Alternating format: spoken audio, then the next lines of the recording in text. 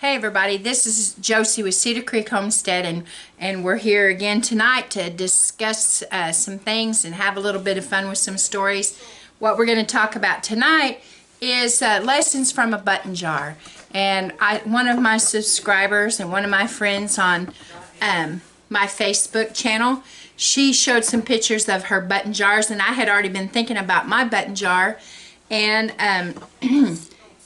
this little button jar is a jar that my mom put together for me a long time ago, and she made one for me and she made one for my sister. These are all buttons from my great-grandma, and I'm not sure if any are from her mother or not, but these are buttons from my great-grandma. And I like to think that there may be buttons in this that are off of my grandpa's clothing and my aunt and uncle's clothing when they were all growing up, and maybe Granny and Grandpa themselves. And there's all kinds of buttons in here, and a lot of them are darker colored. Some of them are red, and some of them are a bright blue or a bright green. But this was some of her actual buttons. And like I said, my mom made one for me and one for my sister, and some of my other aunts and made them for their families. And so my great granny had a lot of buttons, and that was a common thing used to. People kept buttons. I keep my buttons. I have a tin that I keep buttons in. I'm sorry, you guys. Bladen Cheyenne's little puppy is down here below me, and she has gotten a hold of my camera stand, and she has pulled it. I've got a hold of it, trying to keep her from dragging it away from me. Anyway, the buttons is kind of what I wanted to discuss tonight, or at least the idea behind the buttons. When I was growing up, I spent a lot of time with my great aunt and uncle, which was one of my grandpa's sisters, one of the daughters of my great grandma who owned these buttons.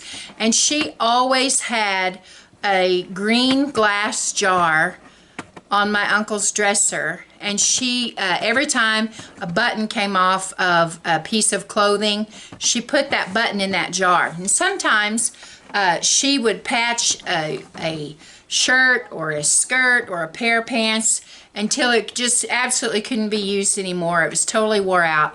And she never threw the buttons away. She never threw, if the zipper was viable, she never threw the zipper away. She would always remove it. And hold on just a second, guys. I'm going to have to get after this puppy. Quit. Quit.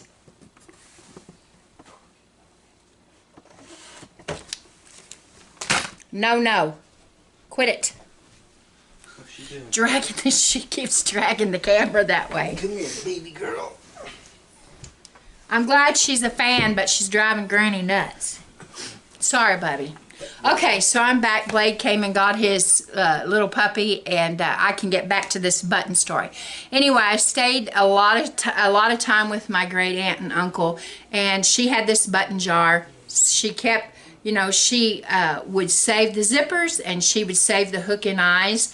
Anything that could be salvaged from old clothing that just was beyond repair. Maybe it had been patched until it just couldn't be patched anymore, or was threadbare, whatever, but they made do with everything. Once she had the zippers off and the hook and eyes and the buttons off, the next thing she would do a lot of the times is make quilt squares out of the fabric. If it had holes in it, rips and tears in it that couldn't be repaired, well, then she would take the salvageable pieces and make a quilt square. Now that might be from a tablecloth, a curtain, a blanket, a dress, pair of pants, whatever. If it was salvageable, they were going to use it for something else. And that taught me and taught others in my family to be resourceful. And that's what I wanted to really talk to tonight, about how these buttons really represent the resourcefulness of the ones that came before us. Those that had to make do with what they had, and how we can take those lessons and apply them to our lives, and we can have a much calmer and more peaceful life without getting ourselves into debt. simply by making things last longer and repairing them and reusing them for other purposes rather than being so disposable all the time. My aunt, her name was Wanda, and I always call her Aunt Wanda. And she had one son that was my cousin Randy, my mom's cousin Randy, and they were close in age, and so Mama spent a lot of time there with them. And then I did, when I was little, spent a lot of time, and she was very resourceful and she was very creative. Now, I'll tell you this little story. One time when I was in the 3rd grade, now this was back in the 70s, and a lot of people in the 70s were having a hard time. You know, there were gas lines, and there were, you know, money was tight, and you had to do what you had to do to get by. And so one of the things I can remember my aunt doing for me, now I don't remember how she constructed it, and I don't even remember how she got it, but she took a Kentucky Fried Chicken bucket, and I don't remember it being dirty, so I'm thinking that maybe she got a hold of a new one somehow. I don't really know. But she took this bucket and she put handles on it, and she gave it to me to play with, and I carried that thing around. I was so proud of that Kentucky Fried Chicken bucket. I think about it now, and I think about how, you know, you see a chicken bucket and it has grease stains, and, you know, it's not all that clean of a thing to play with. But I'm kind of thinking that she must have gotten her hands on one that wasn't used, because I played with the thing and it was clean. I don't remember what happened to it. I'm sure I played with it until the handles fell off of it. But she also had this room that was full of quilting supplies. And it wasn't bolts of fabric. It was clothing and old sheets and different things, curtains, that she was saving the material to either make clothing or to make quilts. And those were the good quilts. Remember those that you'd get in bed at your granny's house, your aunt's house? The quilts, it seemed like they were so heavy that you couldn't even turn over once you got into bed. In the wintertime, the bed would be so cold, and you'd get in there and they'd lay those quilts over the top of you, and they were so heavy, and it seemed like you got such a good night's sleep. Those are the kinds of quilts I'm talking about. And they would just be layers and layers, and they were so comfy and so nice to have. And if I find those kind of quilts and they're in pretty good condition, I don't care if they're fancy and have beautiful patterns. Those quilts are nice quilts.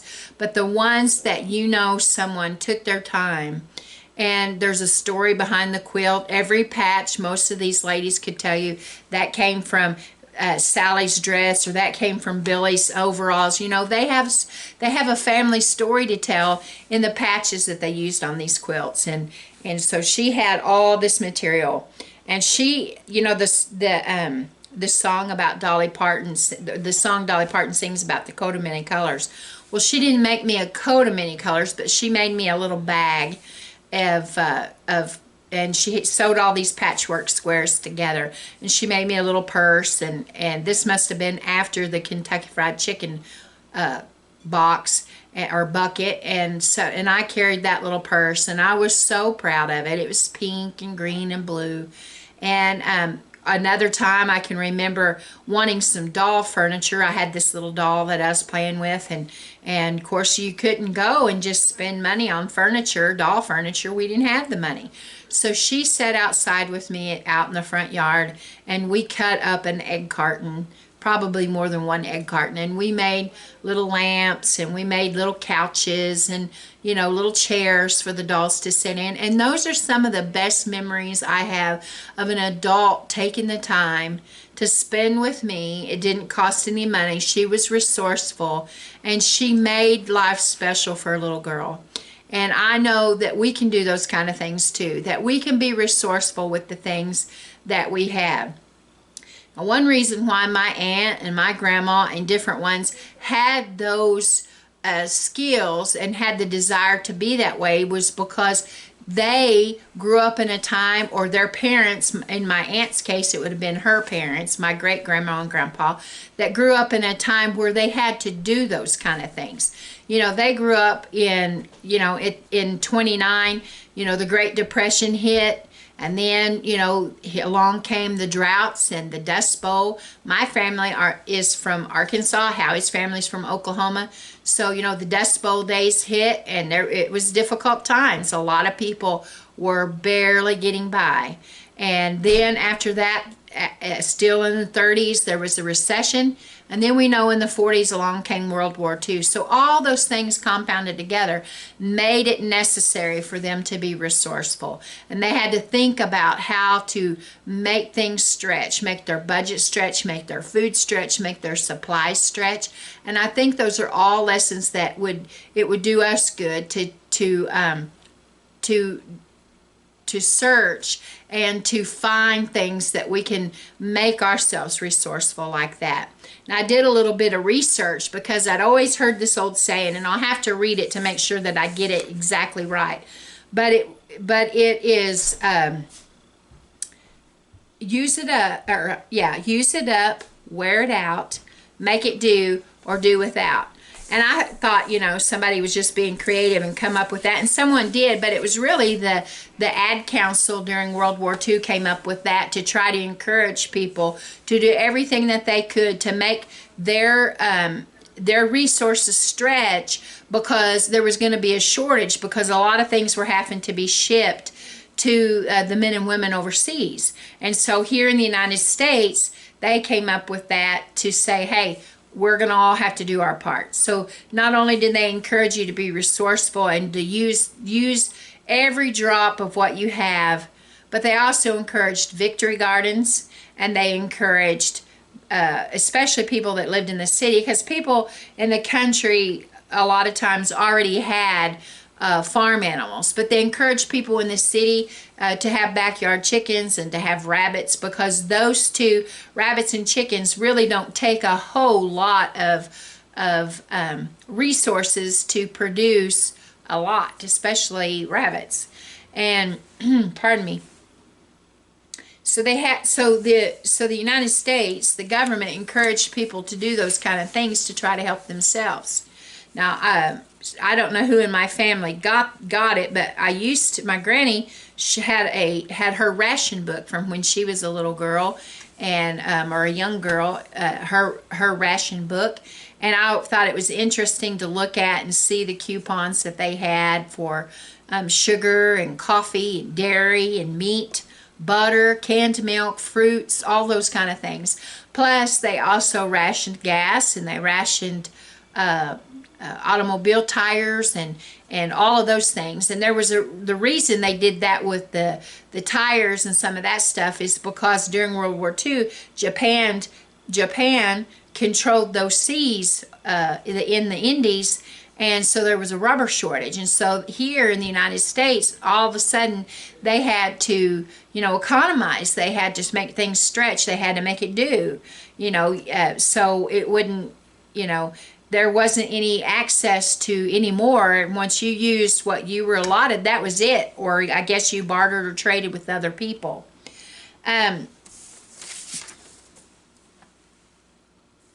After World War II, the country bounced back, and they say that in the 50s and even into the 60s, wow, everything boomed, and the factories really took off, and a lot of things began to go the right direction for people, and they bettered themselves in a lot of ways. Then, I'm a child of the 70s. I was born in 1970, and so if you do the math, you know that I'm 50, soon to be 51, and the 70s for my family was pretty rough. And from what I understand, listening to stories that Howie told, it was rough for his family too. Our parents, my family, there was a house full of kids, and one parent working. And then in Howie's family, both parents worked, but they had a house full of kids too. And times were rough, and times were rough for a whole lot of people. There was gas lines, and there were all kinds of financial woes, and people really had to watch it. And I think out back on when I was a kid, and I'll just tell you some of the stuff here, but I'll tell you, as far as privilege, I didn't think I was poor, and Howie had preached before that they were poor, but they didn't know it, everybody was in the same boat, and so everybody just assumed that that's what life was, and you just lived your life the best way that you could. So my family had to do the best they could, and that included hunting and fishing. We probably ate as much wild game as we did farm raised. And I know we ate a lot of deer, and we ate a lot of things that we probably didn't really know what it was in the pot. We ate a lot of rabbit and squirrel, and my stepdad and my brothers would eat soft-shelled turtles, and my mom and I, neither one of us would eat it. If I ate it not knowing what I was eating, but I didn't volunteer to eat soft-shelled turtle. But that was just the way that it was then. We didn't, there wasn't a lot of steak, and there wasn't a lot of fancy schmancy, and there definitely wasn't going out to eat a lot.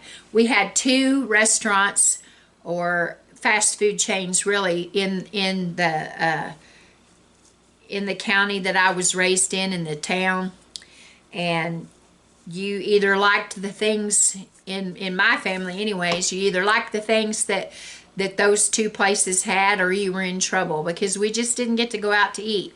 One of them was Mr. Quick, and the hamburgers were 25 cents a piece, and my parents every once in a while would go and get several bags of these little hamburgers and cheeseburgers, and you usually didn't get fries or soda. We had Kool-Aid or tea or milk that we had there at the house, and you were satisfied with your burgers.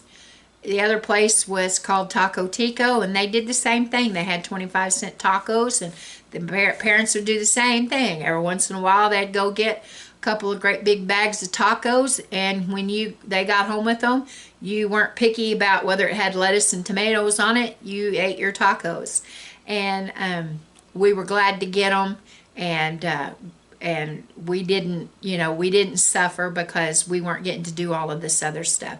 We got by. My parents got by the best they could, and they tried, to raise us the best they could, and they made it. They got us all raised, and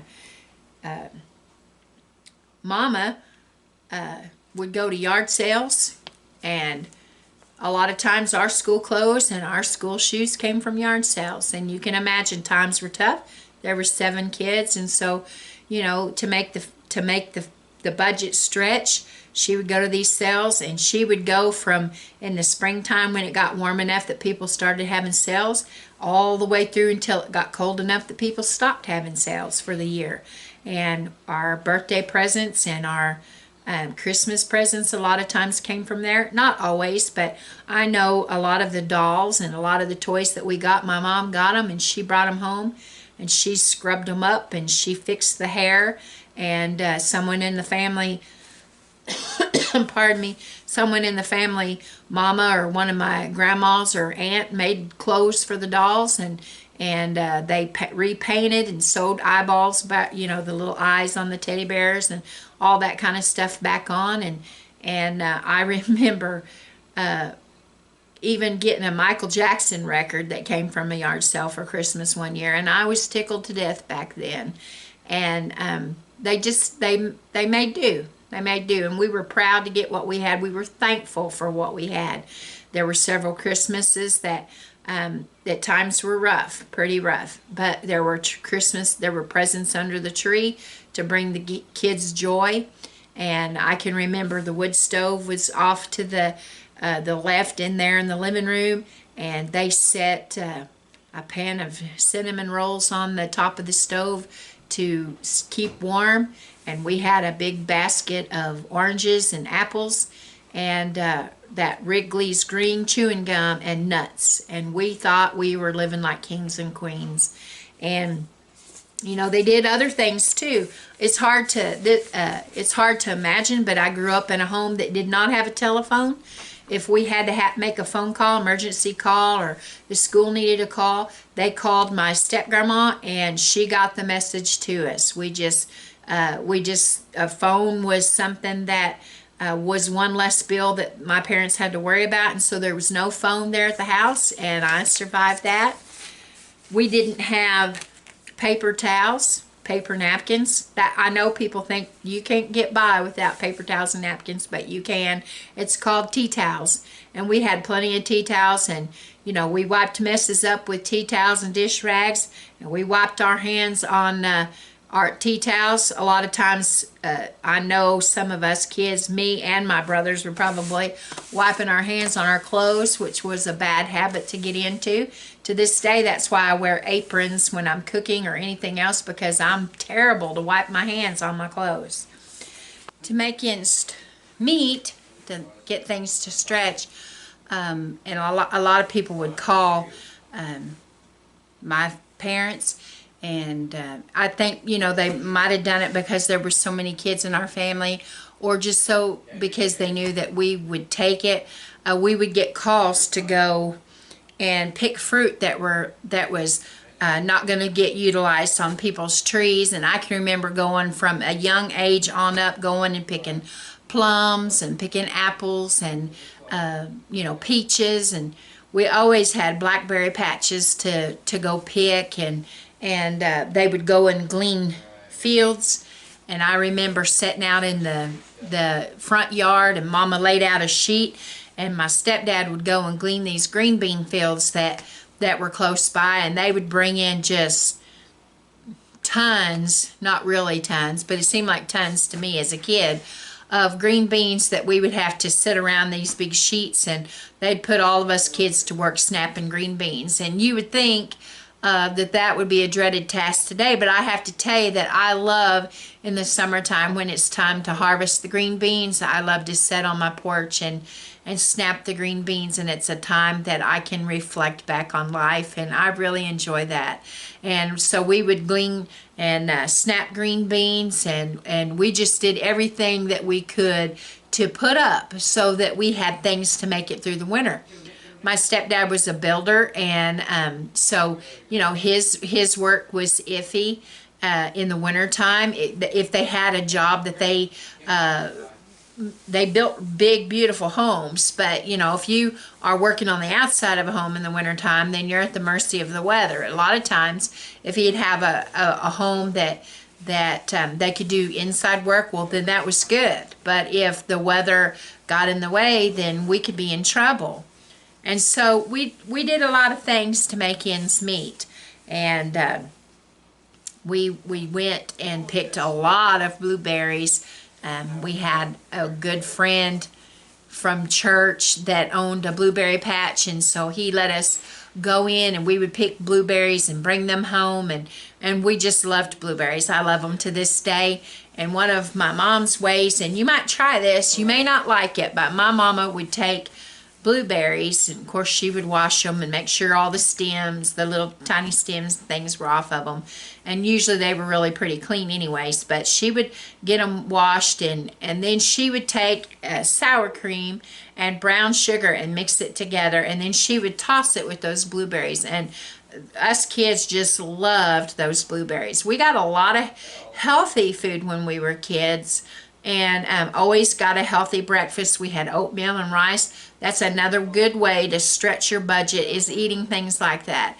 You'll find, now it's not good if you're on a keto diet or if you're trying to watch your carbohydrates, but if you're trying to stretch your budget and make things go a little bit further, then oatmeal and rice and fruit and things like that in the wintertime, you can really stretch the budget rather than having prepared cereals and things that are processed, and that's going to cost you more money. But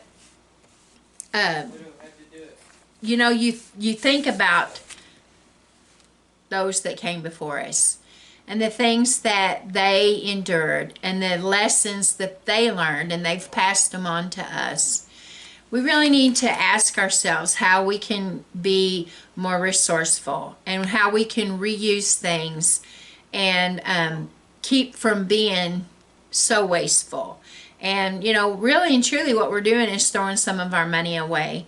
And we need to look at things differently. One of the things I say is we need to have a plan for your family, know where you're heading with your family, what your goals are for the future. And then you need to ask yourself, do you want to be out of debt? Do you want to be in control of your own finances? And then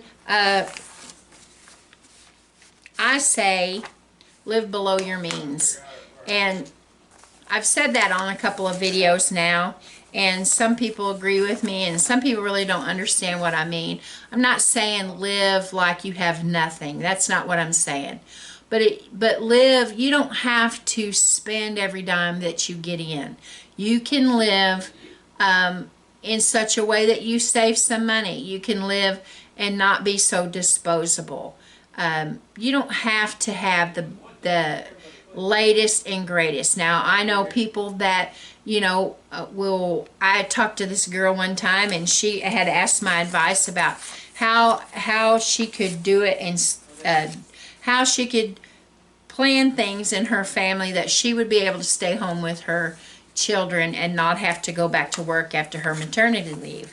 And my advice was it can be done, and it can be done, but you have to decide that instant is not your best word when you want to do those kind of when you want to make plans to stay home with your children or make some big decision about being on a homestead or going in a different direction in your life and you want to get out of debt. What I mean by instant is that you see things that you want and you have to realize that you can't instantly get them. You have to save your money. And Howie and I have always tried, you know, as we've matured. When we were younger, we made bad decisions and we made immature decisions. But as you begin to mature, you understand that the best solution is to save the money and stay out of debt, save the money for whatever the item is that you want. Well, I've come to the conclusion that you'll either follow through and save the money, or you'll decide that's not really what you want and you'll move on to something else. And we need to learn to do things that's going to stretch our budget just a little bit. And this is for the ladies and the fellas. You know, we need to learn to patch our clothes and darn our socks and, you know, make repairs to our clothing, but also to our households, and, you know, learn the skills that we can do things and not have to spend money on replacing, but we can recycle and we can preserve. And like that old saying, what was it? Let me get it out again. Use it up, wear it out, make it do, or do without. Well, you know, when I've showed you several times that I'm a pan scraper, I'm a bowl scraper. I want to make sure I get all the ketchup out of the container. You know, I've seen people squeeze a toothpaste tube until they absolutely can't get any more out.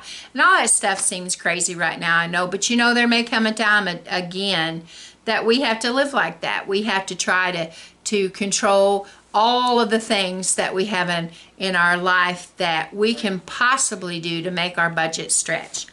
Now, I've went on and on and on tonight, and I think that I've made my point about us trying to live like those that came before us, be resourceful and find ways to make ends meet. But before I got out of here, I wanted to bring something to you. It's a product that I purchased after the storms down in Texas, and I got to thinking about all of the different ways that we could add to our preparations to make us a little bit more prepared for things that impact our lives. And Blake kind of chuckled at this purchase that I made. I'm going to show it to you. I'm not telling you to go out and buy this particular brand. I'm just going to make you aware that these products are out there, and y'all may know, and I may just be behind behind in the game. But anyway, the product that I wanted to talk to you about was emergency powered light bulbs.